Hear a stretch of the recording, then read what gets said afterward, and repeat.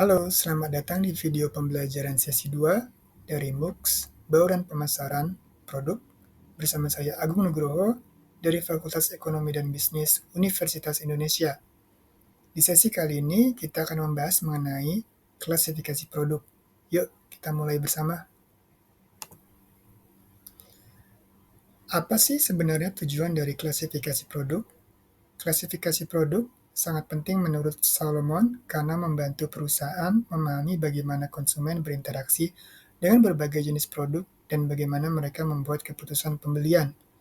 Dengan membagi produk ke dalam kategori yang berbeda, perusahaan dapat menyesuaikan strategi pemasaran mereka secara lebih efektif. Ada beberapa tujuan dari klasifikasi produk. Yang pertama adalah memahami perilaku konsumen. Klasifikasi produk membantu perusahaan memahami bagaimana konsumen berperilaku dalam proses pembelian. Konsumen cenderung berperilaku berbeda bergantung pada jenis produk yang mereka beli. Yang kedua adalah membantu menentukan strategi pemasaran. Dengan mengklasifikasikan produk, perusahaan dapat menentukan strategi pemasaran yang tepat untuk setiap kategori produk.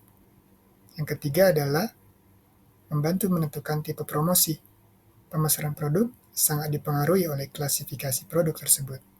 Dan yang terakhir adalah meningkatkan kepuasan konsumen. Dengan memahami jenis produk dan cara konsumen membelinya, perusahaan dapat menciptakan pengalaman yang lebih memuaskan bagi konsumen.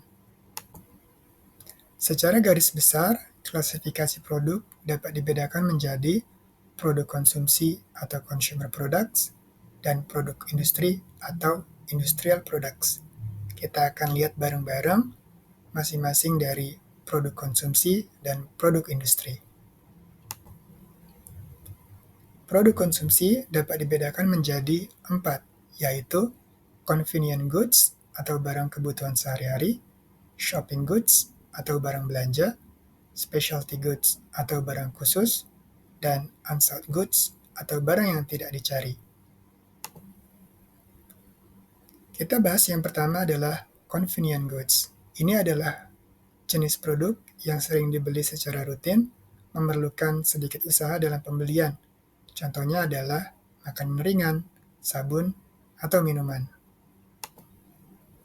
Yang kedua adalah shopping goods atau barang belanja. Ini adalah produk yang membutuhkan perbandingan kualitas, harga, dan fitur sebelum dibeli, misalnya pakaian, peralatan elektronik, atau perabot rumah. Berikutnya adalah specialty goods atau barang khusus. Produk ini yang memiliki karakteristik unik atau merek tertentu yang sangat diminati konsumen, seperti mobil mewah, jam tangan mahal, atau perhiasan. Yang terakhir dari kategori produk konsumsi adalah unsought goods atau barang yang tidak dicari. Produk yang biasanya tidak dicari konsumen hingga mereka membutuhkannya, misalnya asuransi jiwa atau layanan darurat.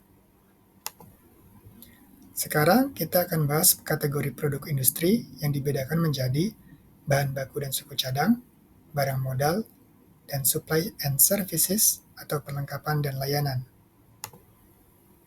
Yang pertama adalah bahan baku dan suku cadang, barang-barang yang digunakan dalam proses produksi, seperti minyak atau komponen mesin. Yang kedua adalah barang modal, barang yang digunakan dalam operasi bisnis untuk menghasilkan barang lain, misalnya mesin atau peralatan berat. Yang terakhir adalah supplies and services atau perlengkapan dan layanan.